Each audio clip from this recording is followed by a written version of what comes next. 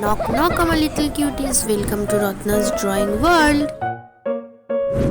Hey guys, welcome back to my channel Ratna's Drawing World. তোমাদের আগের উইকে আমি যেমন প্রমিস করেছিলাম, এই উইক থেকে কিন্তু আমি প্রত্যেক মন্ডেতে একটা করে ক্লাস করাবো তোমাদেরকে। একদম বিগিনার্সদের জন্য একদম বেসিক থেকে অ্যাডভান্স পর্যন্ত ড্রয়িংয়ের একটা কমপ্লিট কোর্স থাকবে, যেখানে তোমরা সব কিছু শিখতে পারবে। মানে ফার্স্ট ক্লাস থেকে একদম পুরো একটা আর্টিস্ট তোমরা হয়ে যেতে পারো, তোমরা যদি আমার এই ক্লাসটাকে ফলো করো।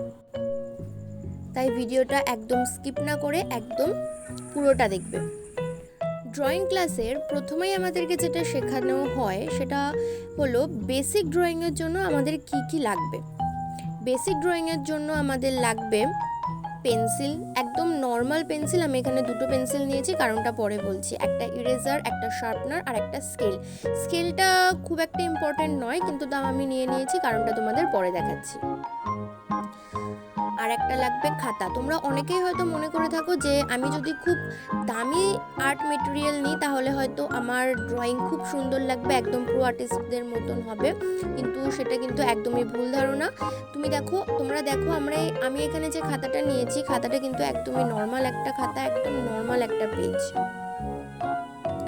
একদম নর্মাল। মানে দোকানে আমরা যে খাতাগুলো 10-15 টাকায় কিনতে পাই, আমি সেই খাতাতেই কিন্তু তোমাদেরকে আজকে দেখাবো যে তোমরা প্র্যাকটিসটা কিভাবে করবে। এবার আসি পেন্সিলের কথায়। দেখো এখানে আমি যে দু রকমের পেন্সিল নিয়েছি, সেই দু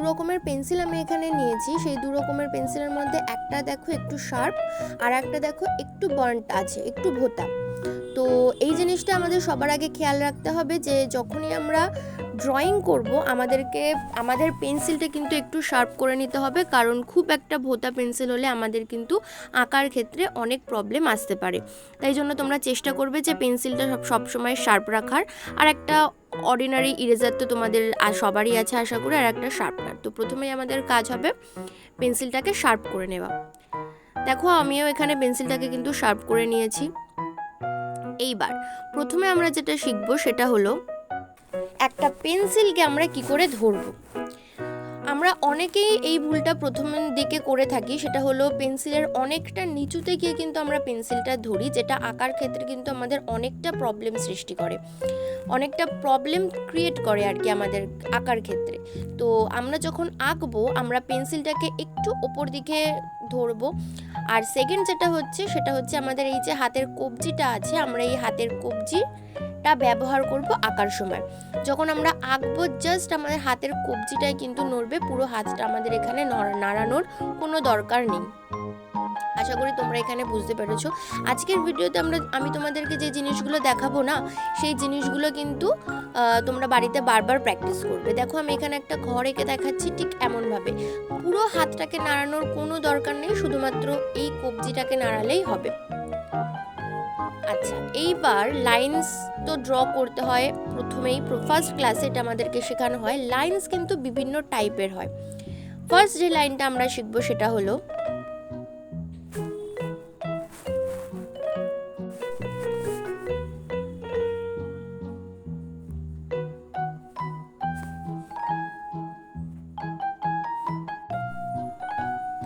স্ট্রেট লাইন বা সোজা দাগ। বাংলায় আমরা এটাকে সোজা দাগ বলে বলি, আর ইংলিশে আমরা এটাকে বলি স্ট্রেট লাইন। আমি আজকে যেগুলো তোমাদেরকে দেখাচ্ছি খাতায় লিখে লিখে, তোমরাও কিন্তু সেগুলো খাতায় নোট ডাউন করে নিতে পারো, সেটাতে তোমাদেরই লাভ। ঠিক এইভাবে দেখো আমি কিন্তু দুরকমভাবে তোমাদেরকে দেখালাম, একটা লম্বা হাত রেখে আর একটার বেলায় হাতটা একটু পাশে রেখে দেখাচ্ছি। তোমরা নিশ্চয়ই পার্থক্যটা বুঝতে পেরেছো যে কোনভাবে হাতটা রাখলে আমার লাইনগুলো বেশি স্ট্রেট হচ্ছে। এরকমভাবে স্ট্রেট লাইনগুলো কিন্তু তোমাদের প্রতিনিয়ত প্র্যাকটিস করে যেতে হবে। একটা তোমরা প্র্যাকটিস করবে বাম দিক থেকে ডান দিকে, অর্থাৎ লেফট থেকে রাইট। আবার সেকেন্ড বারে যখন তোমরা প্র্যাকটিস করবে সেটা কিন্তু আবার ঠিক অপোজিট হয়ে যাবে, মানে রাইট টু লেফট। ঠিক এইভাবে তোমরা প্র্যাকটিস করবে। এই লাইনগুলো যত প্র্যাকটিস করবে তোমাদের ক্ষেত্রে কিন্তু অতটাই ভালো, তোমাদের হাত কিন্তু ততটাই ফ্রি হবে, তোমার হাত আঁকার ক্ষেত্রে ততটাই ফ্রি হয়ে যাবে যত তোমরা এই জিনিসগুলো প্র্যাকটিস করতে থাকবে। আচ্ছা, নেক্সট যে আমাদের লাইনটা প্র্যাকটিস করতে হবে সেটা হলো প্যারালাল লাইন অথবা সমান্তরাল দাগ টানা, যেটাকে আমরা বলে থাকি। তো এই সমান্তরাল দাগটাও আমরা কিভাবে কাটবো? প্রথমে আমরা পেন্সিলটা তো সেমভাবে ধরবই। দেখো আমি কিন্তু একটু উঁচু করে ধরেছি, মানে পেন্সিলের একটু উঁচু দিকে ধরেছি। প্রত্যেকটা বারই তোমাদের এই জিনিসটাই মাথায় রেখে দিতে হবে, পেন্সিলটা যেন তোমরা একটু উঁচু করে ধরো, মানে একটু ওপর থেকে ধরো, উঁচু নয়, একটু ওপর থেকে ধরো। ঠিক এই যে আমি দুটো দাগটা টানলাম, এই দুটো দাগের মাঝখানে যতটা গ্যাপ আছে তোমাদেরকে দেখতে হবে, খেয়াল রাখতে হবে যে এই গ্যাপ দুটো যেন একদম ঠিকঠাক থাকে, মানে তোমরা যতটা চেষ্টা করবে ততটাই যেন কাছাকাছি রাখতে পারো। প্রথমে ওপরের লাইনটা তো আমরা করলাম নিচ থেকে উপরে। সেকেন্ড লাইনে তোমাদেরকে আমি দেখাচ্ছি, সেম জিনিস তোমরা প্র্যাকটিস করবে, মানে এই প্যারালাল লাইন তোমাদেরকে প্র্যাকটিস করতে হবে ওপর দিক থেকে নিচের দিকে। তোমরা দেখতে পারলে যে আমি পেন্সিলটাকে একটু ভুল ধরেছিলাম, যার ফলে লাইনটা কিন্তু বেঁকে গেল। এই বাঁকা জিনিসটা যাতে না হয়, এই জিনিসটা তোমাদেরকে কিন্তু খেয়াল রাখতে হবে। নেক্সট স্ট্রোকে যখন আমরা যাব, সেমভাবে স্ট্রেট লাইনে আমরা আবার প্র্যাকটিস করব। এই ক্ষেত্রে আমাদেরকে দেখতে হবে যে প্রত্যেকটা লাইনের মাঝখানে গ্যাপ যেন যতটা সম্ভব আমরা চেষ্টা করব এক রাখার, ঠিক আছে?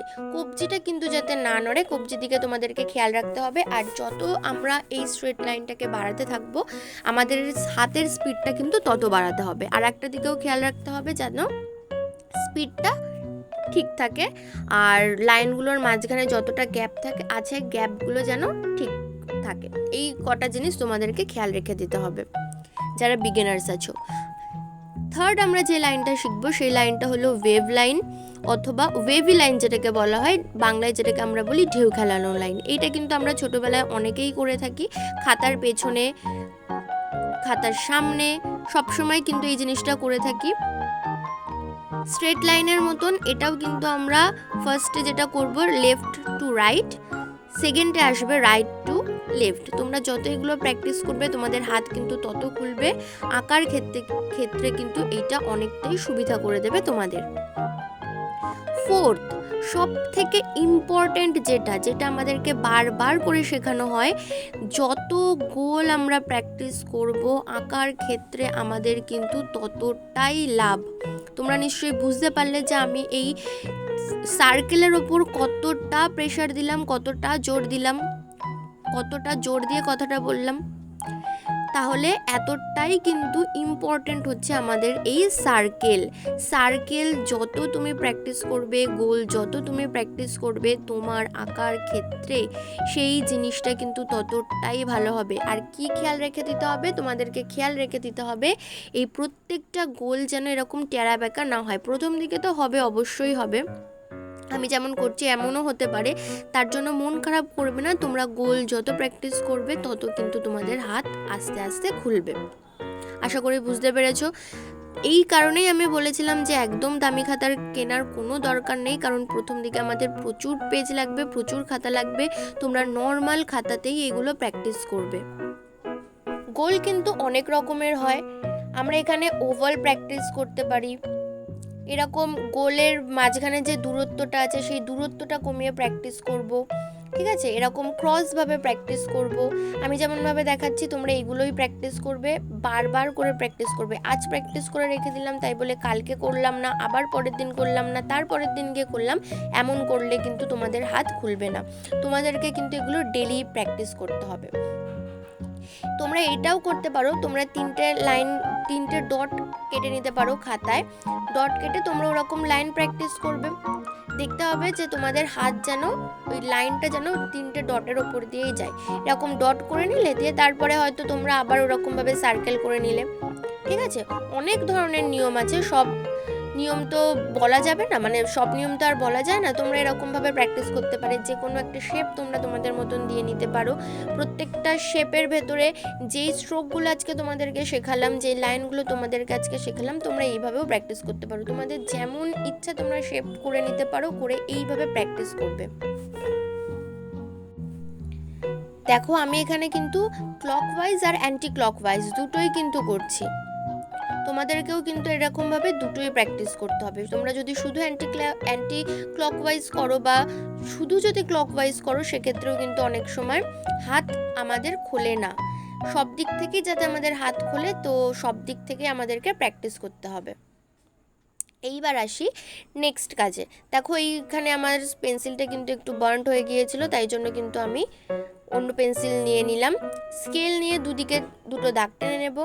এরপরে আমরা চেষ্টা করব সেম লাইন টানার, কিন্তু এইখানে আমরা স্কেল কেন ব্যবহার করছি তোমাদের মনে প্রশ্ন আসতেই পারে। স্কেল ব্যবহার করছি এই কারণেই, হয়তো আঁকতে আঁকতে কি হয় জানো তো, আমাদের শুরুটা হয়তো আমরা করতে পারি, ঠিক আছে, শুরুটা আমরা একটা জায়গা থেকে নির্দিষ্ট করে করতে পারি, কিন্তু শেষটা হয়তো আমাদের হয় না, অনেক সময় আমাদের বেরিয়ে যায়, অনেক সময় আমাদের কি হয়, দাগটা বেরিয়ে যায়। সেই কারণেই কিন্তু আমি এই লাইন দুটো দিয়ে দিলাম, যাতে তোমরা চেষ্টা করবে যে যেখান থেকে শুরু করছো লাইনের মধ্যেখানেই বা লাইনের একদম শেষ প্রান্ততে গিয়ে শেষ করার, ঠিক আছে। এই জিনিসটা হয় যখন আমরা শেডিং শিখি সেই সময়। দেখো আমি ওপরে তোমাদেরকে একটু দেখিয়েও দিয়েছিলাম যে কেন আমাদের এইটা প্রয়োজন। তো তোমরা যত এরকম এই লাইনগুলো প্র্যাকটিস করবে তত তোমাদের ক্ষেত্রে কিন্তু ভালো হবে, রেজাল্ট তত তোমাদের পক্ষে যাবে। তো আজকের ভিডিওটা এই পর্যন্তই, বলা যেতে পারে আজকের ক্লাসটাই এই পর্যন্তই। যদি তোমাদের ক্লাসটা মনে হয় যে শিক্ষণীয়, তোমরা কিছু শিখতে পেরেছো, তাহলে প্লিজ ভিডিওটা লাইক করে দিও এবং বন্ধুদের সাথে শেয়ার করে দিও। আর রত্নাস ড্রয়িং ওয়ার্ল্ড চ্যানেলটিকে সাবস্ক্রাইব করো এবং ফেসবুক পেজটিকে ফলো রেখো, কারণ আবার নেক্সট মন্ডে কিন্তু আমরা আসবো ক্লাস 2 নিয়ে, যেখানে তোমরা আরও অনেক কিছু শিখবে। তো আজকের জন্য বাই বাই, দেখা হচ্ছে নেক্সট ক্লাসে।